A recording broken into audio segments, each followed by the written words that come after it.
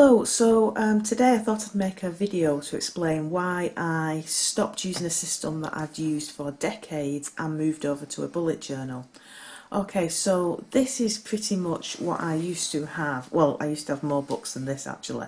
This is a diary which I was just sort of writing my thoughts and feelings in. And this is a sort of project book, and as you can see there's dividers in, and each one of these dividers would be for a section of my life. So I had a divider for the things I had to do for my husband's business.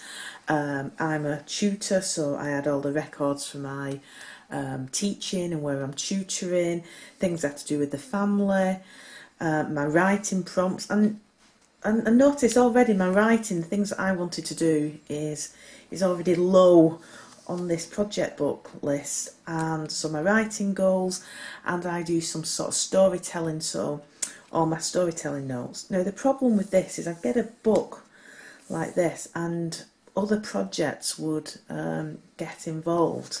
So what I would do, what I used to do, is I would have a day, a standard day like this, and I would just the night before make a list of things that I had to do, and next to the list I would put colours, things that had to definitely be done that day. So it would have things like red for those things, orange for the ones that I would, really like to get done, and green for things that I would have liked to do but not urgent. And I used to also put the deadline for when things had to be in. So for example, writing film reviews, I would put in the date it needed to be done by.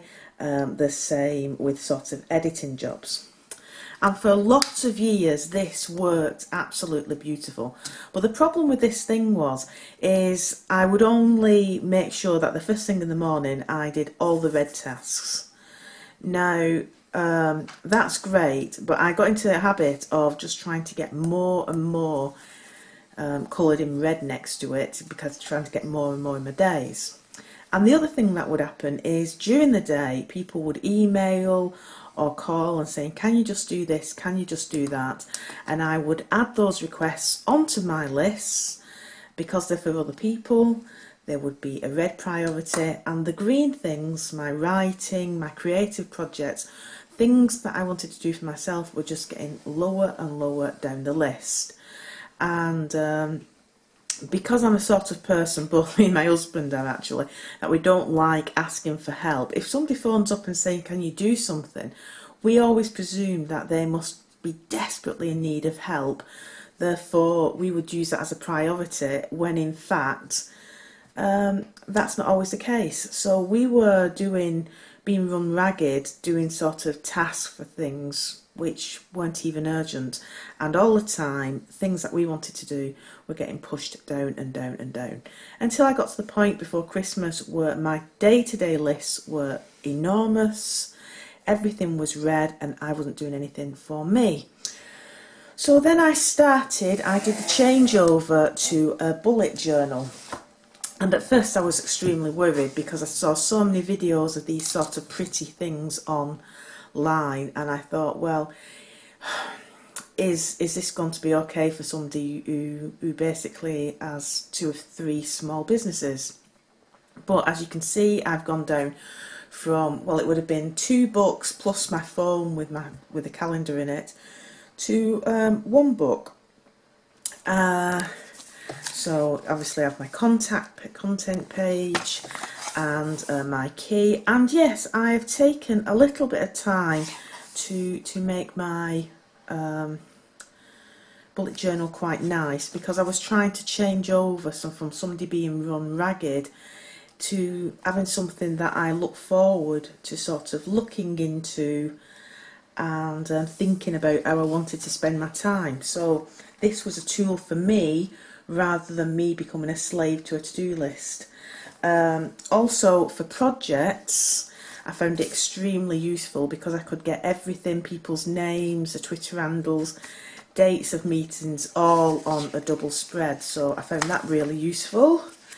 And also I was able to sort of invest time into doing things, into logging goals that I had. So recently, 3 or 4 years, I've started running, only now I'm making a distance, and I was finally sort of being able to put down my running log and make notes on the different runs, and it's good because then you can actually see the progress you're making. I do a month at a glance page, that does really help. And now, instead of spending my mornings doing all these sort of red tasks, because I've got a condition where I do get really tired, I try to make sure the meetings are all scheduled in the mornings, and then the rest of the day is clear. So I was very dubious about whether or not a bullet journal would be for me, but yes, it is actually working, and it's allowing me to have sort of time to think about what's my long-term goals, instead of just being hung up on how much can I cram in to a day. So I would certainly recommend you trying it. Whether or not a bullet journal's for you is something only you can find out. Thanks very much for this video. I'm going to put the link in to a useful video that actually explains what and how to set up a bullet journal with a bit more detail. Thank you.